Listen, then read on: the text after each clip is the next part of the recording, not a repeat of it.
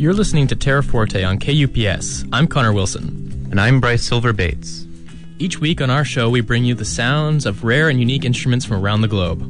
This week, we have a very special interview with UPS music professor, Dr. Gwyn Brown, who studies and plays the Mbira, a Central African instrument.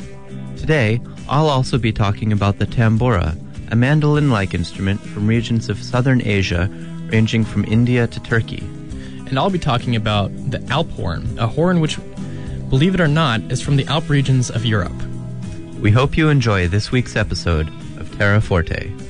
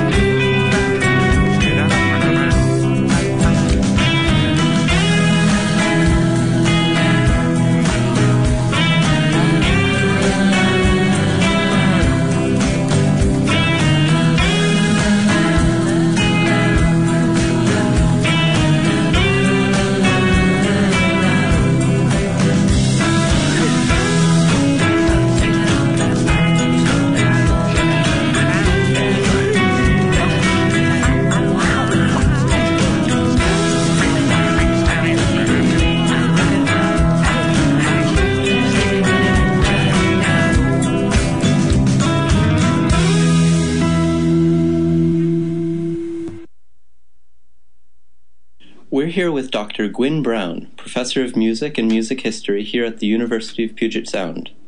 Dr. Brown is an accomplished player of the Mbira, a fascinating instrument that we're going to be talking about today. First off, for our listeners who may never have heard the Mbira, what is it? How would you describe it?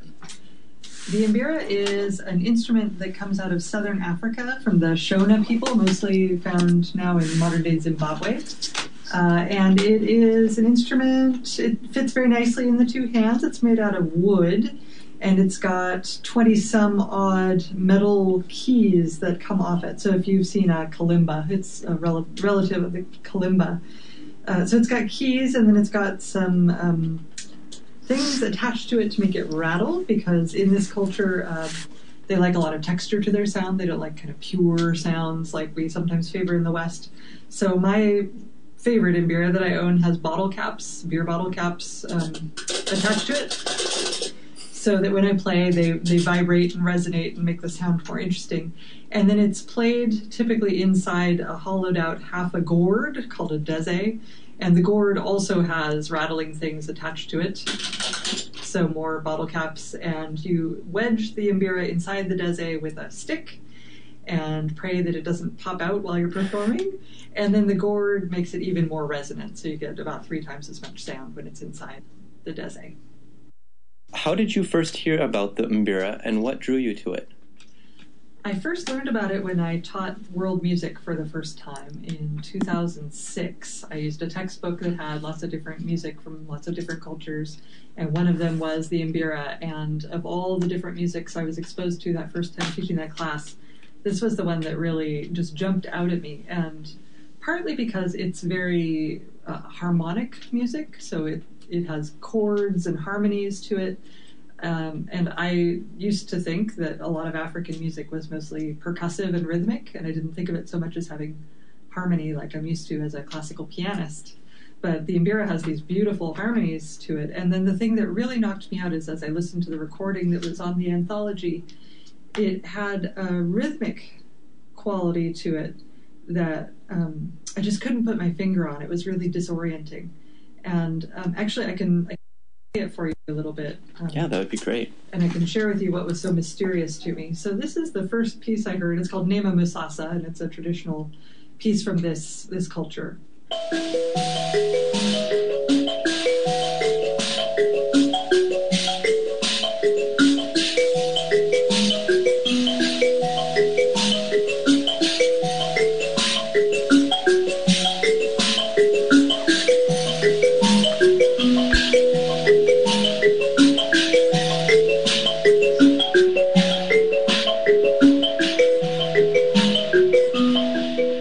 On. This music is cyclical, so it can go on as long as you want it to.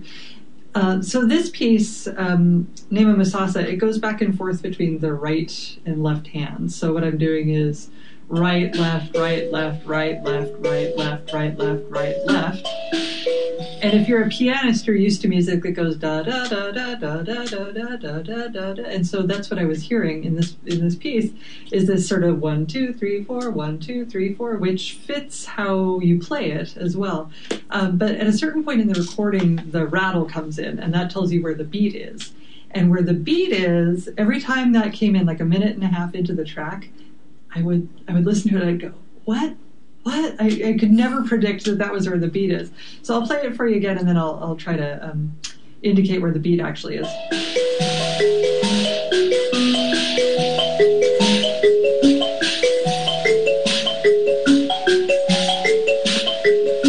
1 2 3 1 2 3 1 2 3 1 2 3 2.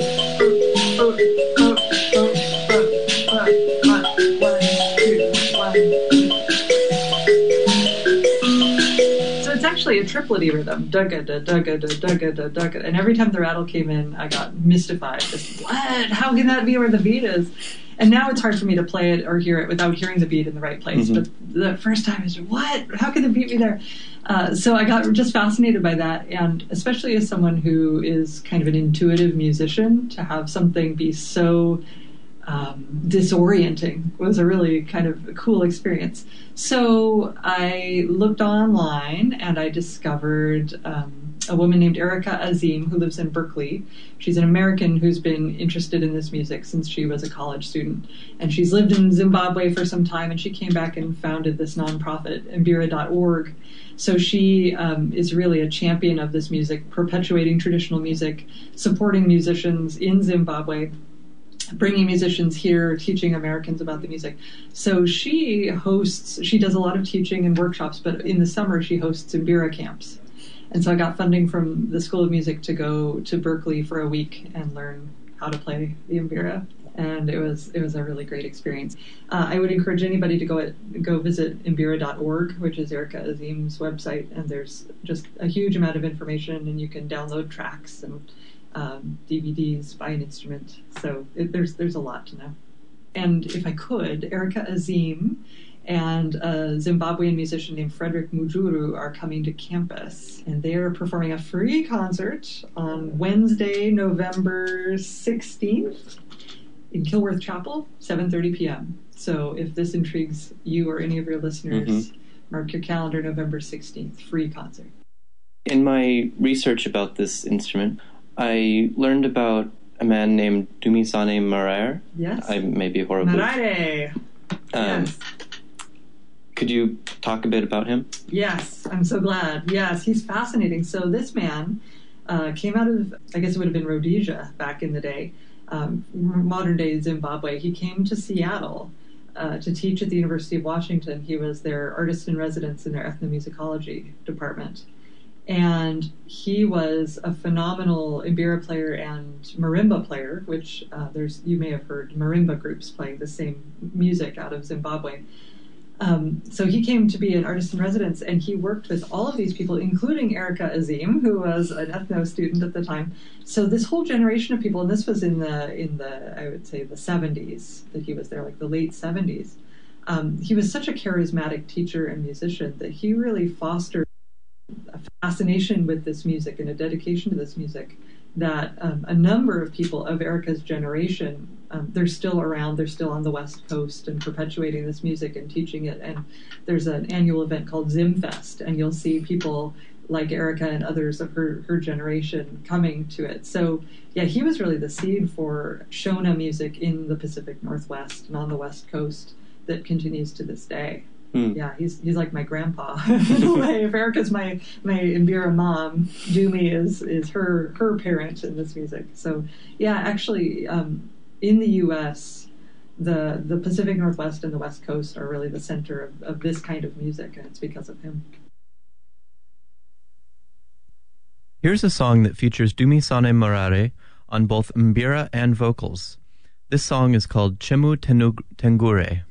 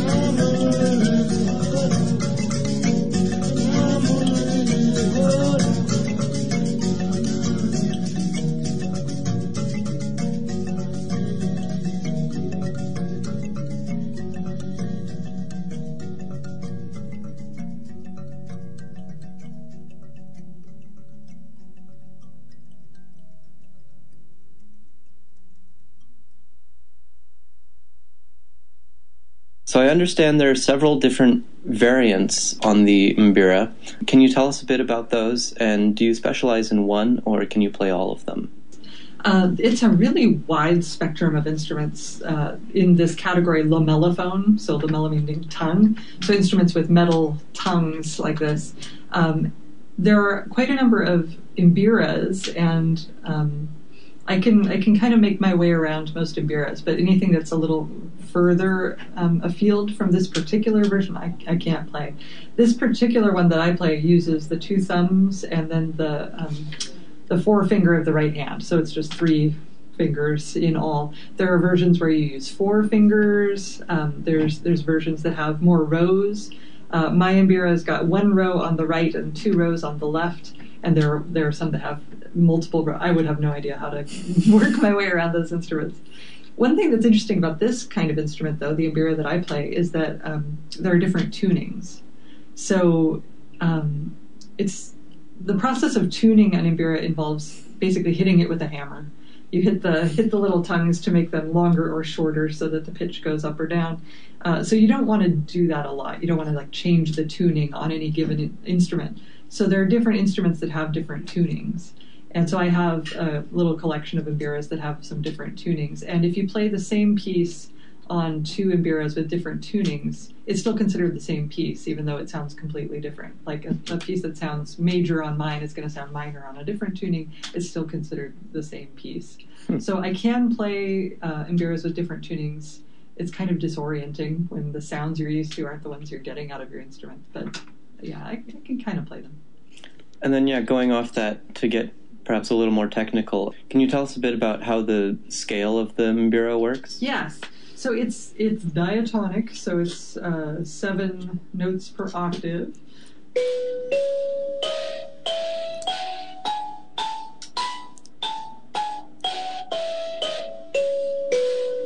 So that would be kind of Mixolydian for people that enjoy modes. But not every piece has that same fundamental note. So the one I was playing before, Nema Masasa, has a central pitch of that.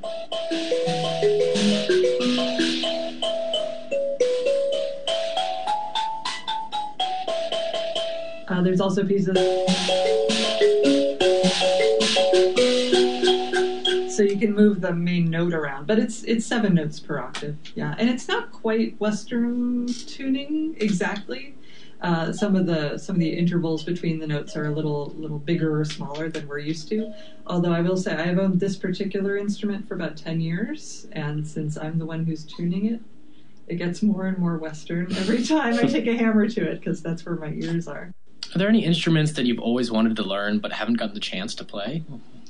Yes. Yeah, I love the banjo, but I'm not a string player, so I've never gotten very far with it. And then the accordion, I think, is just kind of boss. And I now own one, thanks to my husband who shops on Goodwill. So I own this wheezy, sad accordion, and I try to play it. What are your favorite kinds of music outside of your study? Oh, gee. Well, I kind of study everything that I like, really, because I teach world music, so I get to do whatever I want, pretty much. I can justify it. I mean, it's kind of cliche to say I love every kind of music, but every kind I've heard has something in it to be interested in. Lately, I've been listening to some a cappella men singing from Quebec. There's a really nice folk tradition out of Quebec, some really nice rhythmic, just very energizing music. So that's something I'm listening to right now.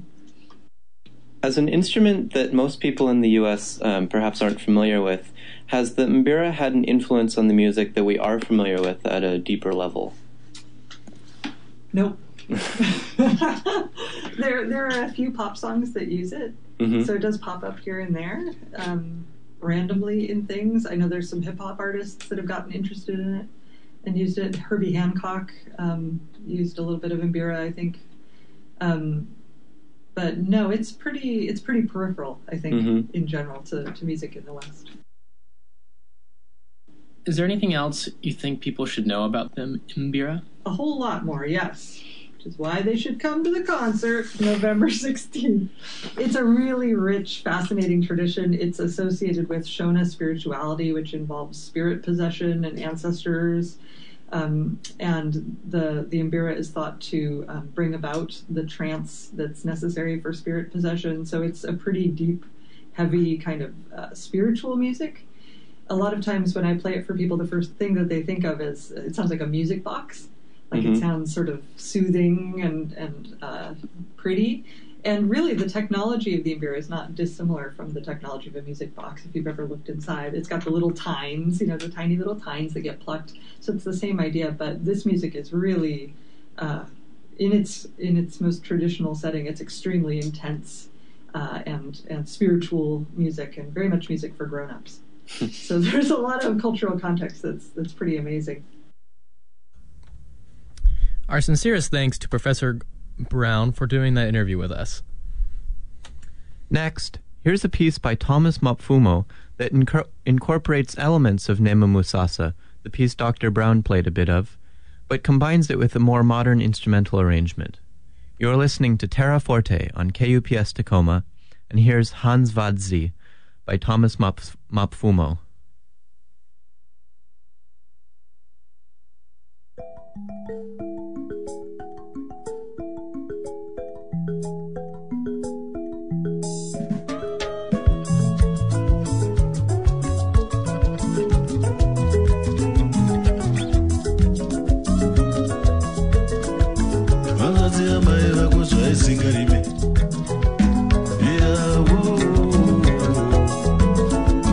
I'm not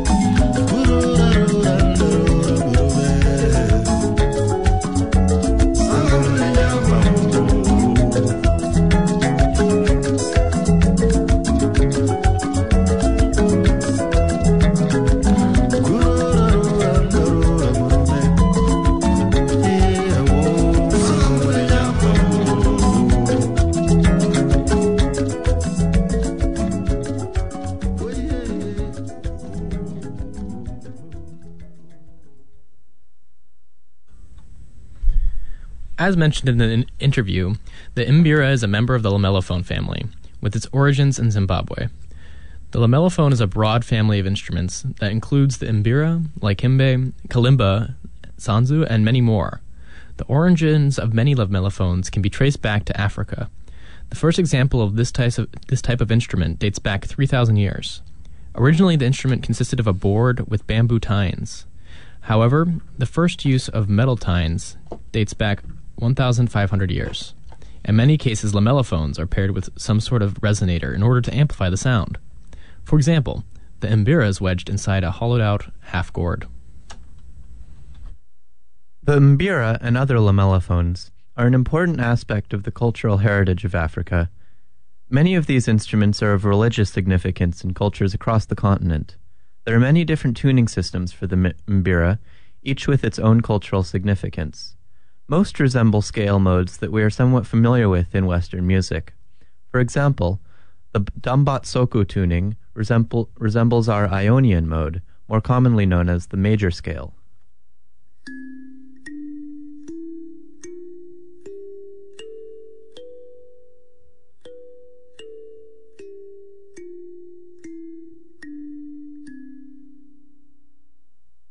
And the Katsan-Zaira tuning, which is close to the Dorian mode.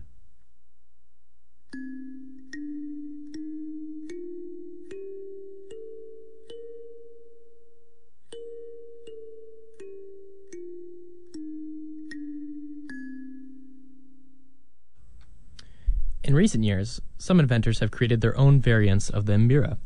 These include the Frankiophone, the Gravichord, with an which is an electronic variant of the Mbira, and the Array Mbira, which uses chromatic tuning and spans 5 octaves.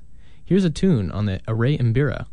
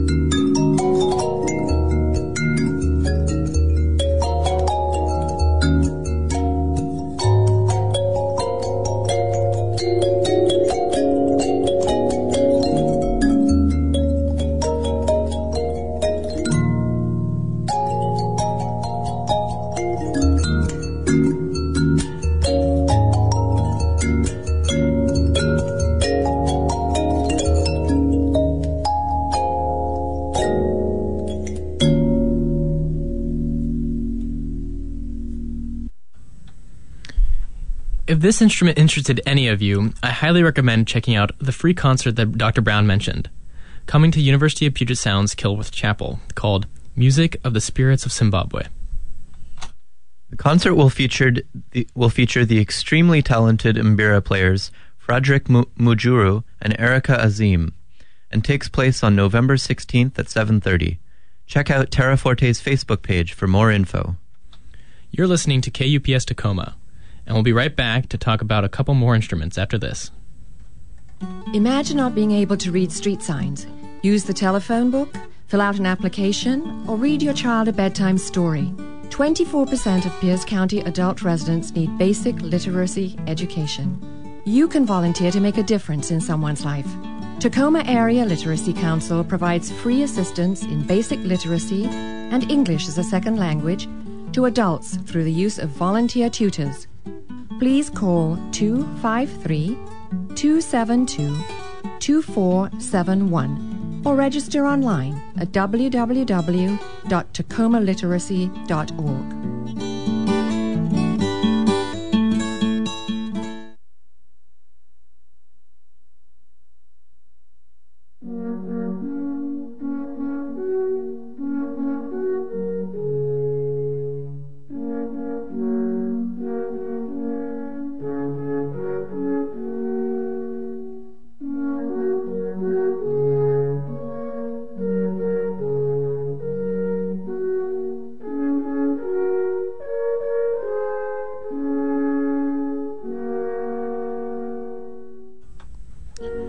What you're hearing right now is an Alphorn quartet playing a piece called Chœur des Alpes.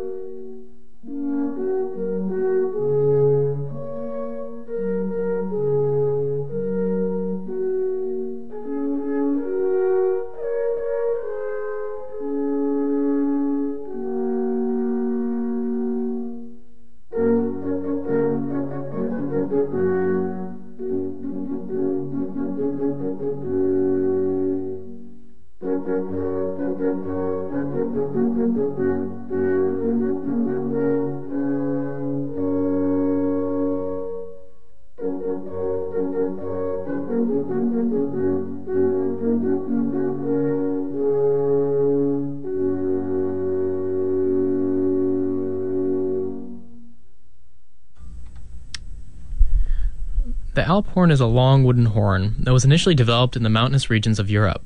It is most well known for being a traditional instrument among the cultures situated in the Alps.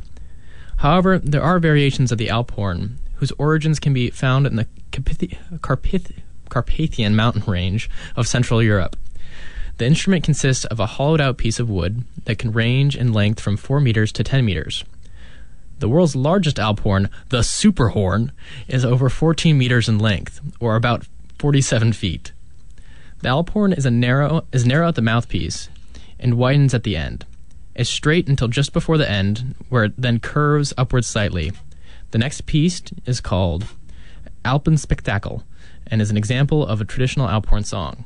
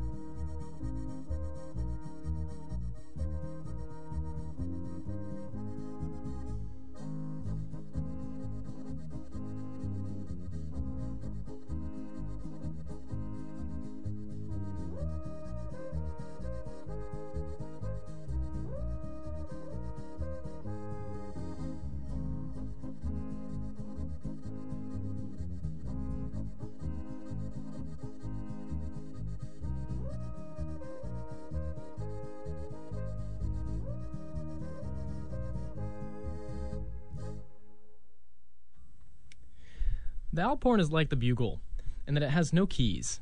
Because of this, it can only produce a harmonic series. Nearly 3 octaves of the harmonic series can be played by skilled alphornists. The Alphorn is similar in shape to the didgeridoo, since both are wooden instruments.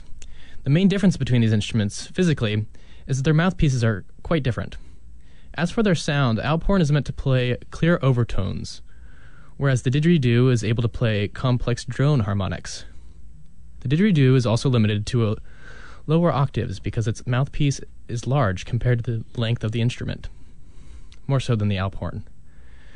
The different mouthpieces are the cause of the differences in sound quality.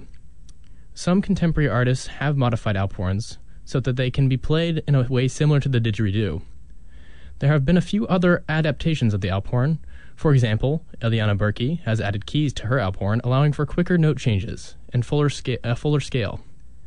To give you a taste of this version of the Alphorn, here's Habibi, a song by Eliana Berkey.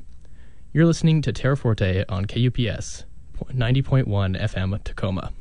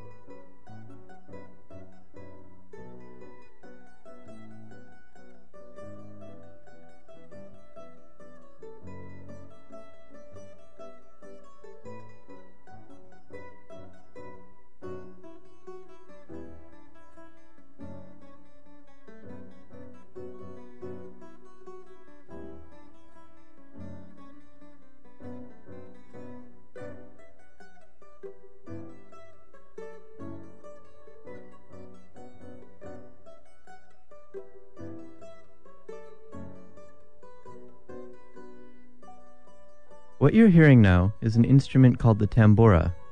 The tambura is part of the larger tanbur family of instruments, which spans a huge range across southern Asia from India to Hungary. The specific instrument we're hearing now is the Bulgarian tambura from the Central Balkan region.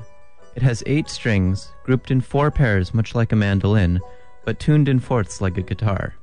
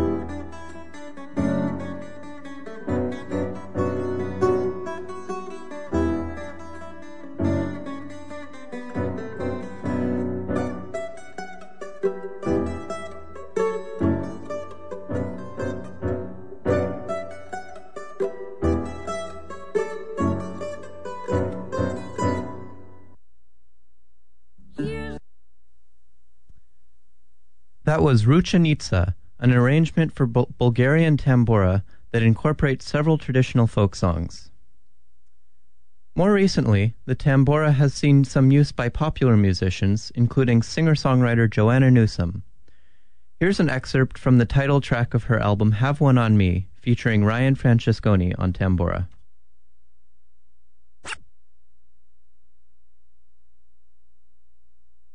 Here's Lola to dive to